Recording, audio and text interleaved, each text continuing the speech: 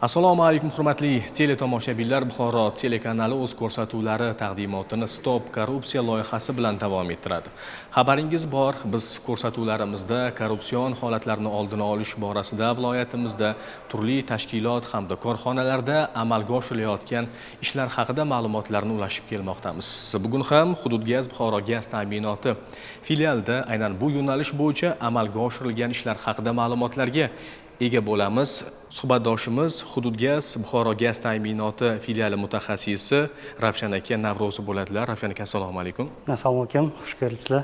Dastavval Hudud gaz Buxoro gaz ta'minoti filiali tizimida korrupsiyaning oldini olish va unga qarshi kurashish borasida amalga oshirilayotgan ishlarga to'xtalsangiz. Hudud gaz Buxoro gaz ta'minoti filiali tizimida korrupsiyaga qarshi kurash bo'yicha bizda bir nechta ishlar amalga oshirib borilmoqda. Bu jumladan har bir ishchi xodimlar bilan yakka tartibdagi profilaktik suhbatlar, korrupsiyani oldini olish, ular bilan korrupsiya nima haqida, korrupsiya mavzusida har bittasi bilan individual suhbat qilinadi. Ishga qabul qilishda ham, ishdan rotatsiya bo'lish davrida ham ular bilan yakka tartibdagi suhbatlar o'tkazilib, ular bayonnomalashtirilib, har bittasi olib boriladi. Bundan tashqari tuman, shahar kesimidagi gaz ta'minoti tizimlarimizda ham xodimlar bilan korrupsiyaga qarshi kurash mavzusida umumiy profilaktik tadbirlar olib boriladi. Bunda biz har bitta xodimga, har bir ishchiga yoki xodimga O'zbekiston Respublikasi tomonidan chiqarilgan har bitta qaror, farmon, qonunlarni mazmun mohiyati, korrupsiya nima, korrupsiyani keltirib chiqarish sabablari nima, uni omillari nima ekanligini biz ularga tushuntirib o'tamiz. Bunda ishchi xodimlarga bizda ishchi xodim umumiy yig'ilishlar o'tkazilganda qarorlar chiqaramiz. Ya'ni qarorlarni tushuntiramiz.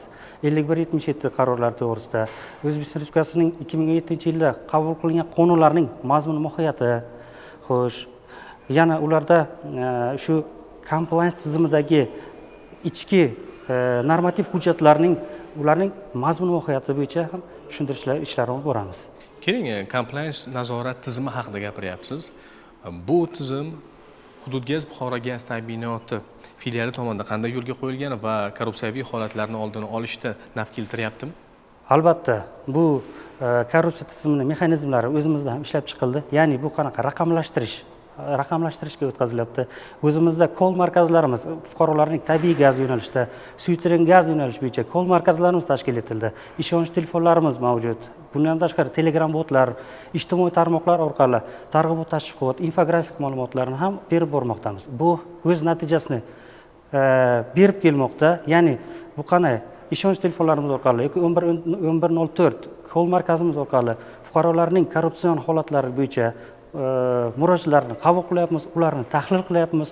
Tahlillar natijasida, o'rganishlar natijasida xizmat tekshiruvlar, ularning xulosalari bo'yicha huquq-tartibot organlariga korrupsion holat bo'yicha ma'lumotlarni beryapmiz. Korrupsiyani oldini olish va ularni barvaqt aniqlash bo'yicha xodimlar o'rtasida anonim so'rovnomalar o'tkaziladi. Bu yerda anonim so'rovlar, anketalar, ma'lum bir savollardan iborat. Qayerda o'sha gaz ta'minoti tizimida qanaqa muammolar bor? Mana shu o'zimiz hududimiz, Hudud gaz ta'minoti tizimida muammolar bor. Mana shular savolnoma tuzilib xodimlarga tarqatiladi. Har bitta xodim o'zini savol bo'yicha yozib chiqadi, javoblarni yozib beradi va oxirida taklif degan joyimiz bor.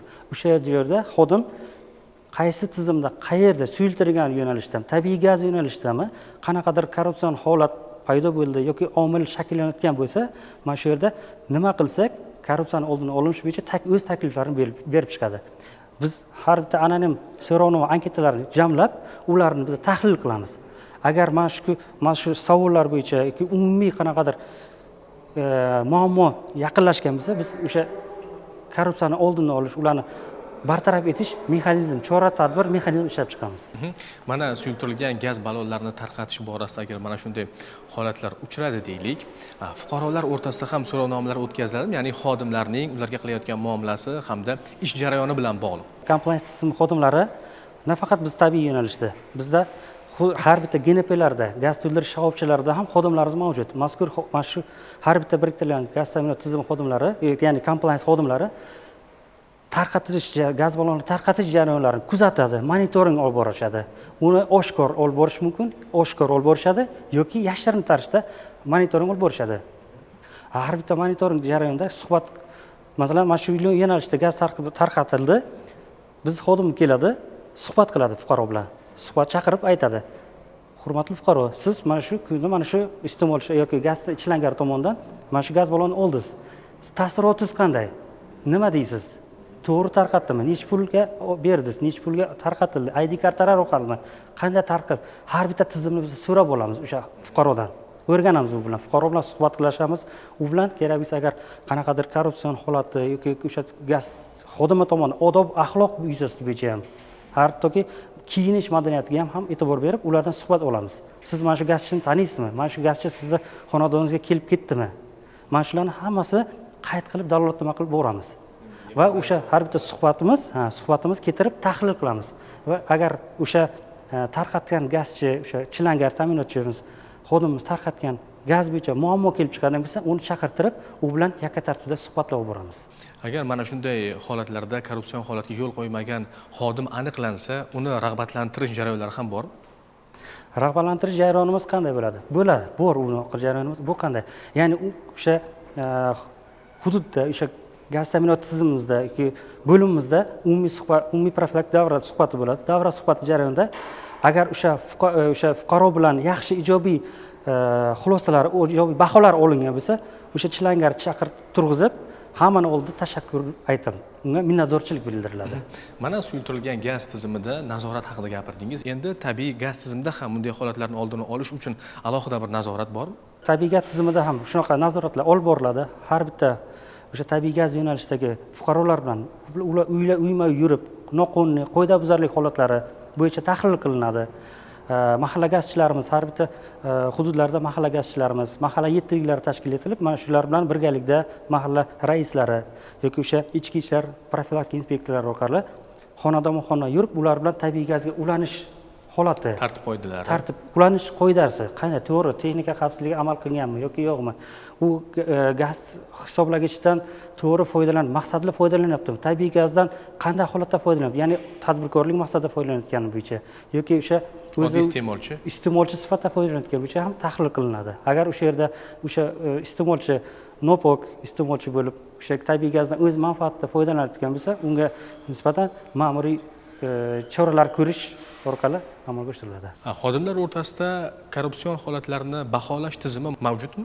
Albatta, hudgaz ta'minot tizimida har oyda biz hisobot beramiz. O'sha hisobotda biz Hudgaz Buxoro gaz ta'minoti filiali tomonidan qilingan ishlar, korrupsiyani barvaqt aniqlash, korrupsiya poraxo'rligini oldini olish yoki pora bilan tushish jarayonlarini sistemalashtirilgan holda, ya'ni reyestrlar yuritiladi, elektron reyestrlar yuritilib, E-Antikor korrupsiya qarshi kurash agentligida mazkur ochiqlik, shaffoflik bo'yicha barcha ma'lumotlar kiritib boriladi. Mana shu ma'lumotlar asosida har choraklikda hududlar bo'yicha qizil, yashil, sariq va yashil hududlarga bo'linib keladi. Qizil, yashil hamda sariq toifalar deyapsiz. Bu qanday holatlarda yashil yoki sariq, qizil hududga o'tish mumkin? Bu holatlar umumiy, ya'ni reyting tizimini baholashda mexanizmi ishlab chiqilgan bo'lib, u yerda birta holatda emas, bir nechta holatlar bo'yicha olib boriladi. Ya'ni u yerda korrupsiya bo'yicha tushgan holatlar, pora bilan tushgan hududda tushgan bo'lsa, u qaysidir ma'noda yashil hududdan sariq hududga o'tishi yoki sariq hududdan qizil holatga o'tishi, korrupsiya holati, tenderlarda qatnashishda manfaatlar to'qnashuvi mavjudligi bo'yicha, bundan tashqari profilaktik suhbatlarning olib borilayotganligi, uning samaradorligi, ijtimoiy ommaviy axborot vositalari, ijtimoiy tarmoqlarni ishlash jarayonidagi reytinglar har bittasi raqamlashtirib borilib, reyestrga olib boriladi. Mana shunga asosan ball qo'yilib boriladi. Hudgaz ta'minot tomonidan berilgan ma'lumotlar korrupsiya qarshi kurash agentligi tomonidan. Demak, bu ball yuqoriligi yoki pastligiga qarab siz aytib o'tgan qizil, yashil yoki sariq toifaga bo'linishi mumkin. Keladi. Hozirda Hudgaz Buxoro gaz ta'minot filiali 2 yildan beri, mana shu reyting olib borilayotgan davrdan beri yashil hududga kirib kelmoqda. Aynan korrupsiyaviy xavf-xatarlar va bu kabi illatni oldini olishda xodimlar o'rtasida halollik, ochiqlik va manfaatlar to'qnashuvini olish juda muhim omil, shunday emasmi? Xuddi shunday. Manfaatlar to'qnashuvida asosan bu ishga qabul qilishda xodimlarni, ularning yaqin qarindoshlik darajasi, ya'ni qaror qabul qilishda ularning ta'sir doiralari o'rganib chiqiladi. Bu bilan agar manfaatlar xodimlar o'rtasida manfaatlar to'qnashuvi hosil bo'lgan taqdirda Hududiy gaz ta'minoti tomonidan odob-axloq komissiyasi tuzilgan bo'lib, mazkur odob-axloq komissiyasi tomonidan ko'rib chiqiladi va xulosa beriladi oxirida. Shu bilan mana shu mazkur manfaatlar to'qnashuv holatlari oldin olinib boradi. Ochiqlik va halollik tamoyilichi. Ochiqlik va halollik tamoyili bu qanday? Ochiqlik ya'ni hozirda tabiiy gaz yo'nalishi bizning yo'nalishimizda nimani anglatadi? Bu suyultirilgan gaz ta'minotida hamda tabiiy gaz ta'minotida raqamlashtirish, ochiqlik, hamma narsa ochiq. Onlayn internet orqali, ma'lumot orqali to'lovlarni onlayn amalga oshirish mumkin. Bemalol. Murojaatlarni qabul qilishda, shartnomalar olishda, texnik shartlarni olishda ham ochiqlik, ya'ni inson omilisiz o'tirgan joyda, uydan, xohlagan joydan yagona darcha orqali, davlat xizmatlari orqali arizalar berib, ma'lumotlar olishi mumkin. Demak, ba'zi bir holatlarda o'sha o'ziga tegishli bo'lgan suyultirilgan gaz ballonlarini naqd to'lovda amalga oshirish holatlariga yuzaga kelsa, bu korrupsion holat hisoblanadi. Mana shu kabi holatlarni oldini olish uchun raqamlashtirilgan tizim joriy etilgan. Xuddi shunday. Bu suyultirilgan gaz ta'minotida ayrim hududlarda chekka hududlarimiz bor. Chekka hududlarda tabiiy gaz yetib bormaydi. Yetib borgan taqdirda gaz bosimlari pastgan bo'lishi mumkin. Shu uchun har hududiy gaz ta'minoti tomonidan fuqarolarga gaz ballonlar yetkazib boriladi. Mazkur gaz ballonlar hozirda yangi tizim, Face ID tizimi shakllantirildi. Mazkur Face ID tizimi orqali aniq o'sha fuqaroga gaz ballon yetib borilganini nazorat qilish mumkin. Qancha gaz ballon miqdori oldi, qanchada yetkazib borildi, kim tomonidan yetkazib borildi. Har bittasi onlayn kuzatib o'tirgan joyda markazdan turib boshqarish mumkin bo'lgan tizim bu. Bugun xodimlar o'rtasida korrupsiyaviy holatlar bo'yicha huquqiy bilim saviyalarini oshirish borasida qanday amaliy ishlar amalga oshirilmoqda? Hududiy gaz Buxoro gaz ta'minoti filiali tomonidan ishchi xodimlarning huquqiy, madaniy ongini oshtirish bo'yicha bir nechta ishlarni amalga oshirib kelmoqdamiz.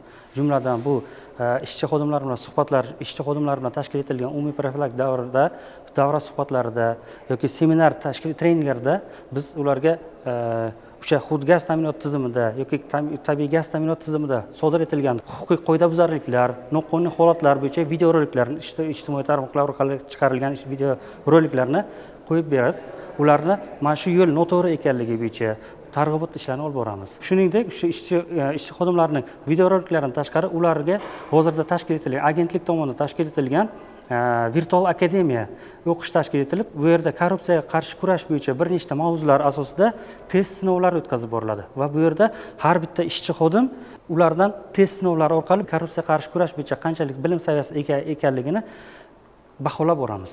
Ravshan aka, boya biz manfaatlar to'qnashuv degan bir asosiy masalani ko'tardik. Hududiy gaz Buxoro gaz ta'minoti filialiga ishga joylashish jarayoni qanday kechadi? Yangi qabul qilinadigan ishchi xodimlarni Hududiy gaz Buxoro gaz ta'minoti filiali tomonidan tashkil etilgan ishchi komissiyasi mavjud bo'lib, mazkur ishchi komissiya tomonidan ular bilan suhbat qilinadi, yakka tartibda suhbat qilinadi, umumiy tartibda suhbat qilinib, ularning bilim saviyasi, qay darajada bilishi, gaz sohasini bilishi, suyultirilgan gaz yo'nalishida qanday bilishi bo'yicha suhbatlar olib boriladi. Ularning korrupsiyaga qarshi kurash yoki korrupsion moyilligi, ularning qarindosh darajalari, manfaatlar to'qnashuv hosil qilish mumkin bo'lgan darajalarni o'rganib chiqiladi va har bitta suhbat jarayoni komissiya tomonidan foto va video tasvirlar olib borilib, ular arxivlab boriladi. Va bu tizimda ochiqlik va shaffoflikni ta'minlash uchun. Ravshan aka, keling ko'rsatuv so'ngida xulosaviy fikrlar bo'lsa, bemalol bildirishingiz mumkin. Korrupsion holatlarning kelib chiqishi nafaqat bu hududiy gaz ta'minoti tizimida ishlayotgan ishchilar tomonidan, balki bu fuqarolar tomonidan ham amalga oshirilishi mumkin bo'lgan. Ya'ni o'sha ishchi xodimni korrupsion moyillikka sababchi yoki turtki bo'lishi mumkin bo'ladi. Bunda ham fuqarolarning e'tiborini asosiy e'tiborga qaratmoqchi bo'lsak, korrupsiyaga qarshi kurash bo'yicha korrupsion illatlarni, korrupsiya kelib chiqishi mumkin bo'lgan omillarni bartaraf etishga bizda yordamchi sifatida ishtirok etishlarini iltimos qilib qolardik. Yana bir bora minnatdorchilik bildiramiz. Hurmatli teletomoshabinlar, eslatib o'taman, bu galgi suhbatdoshimiz Hududiy gaz Buxoro gaz ta'minoti filiali mutaxassisi Ravshan aka Navrozov bo'ldilar. Kelgusi sonlarda ko'rishguncha xayr, salomat bo'ling.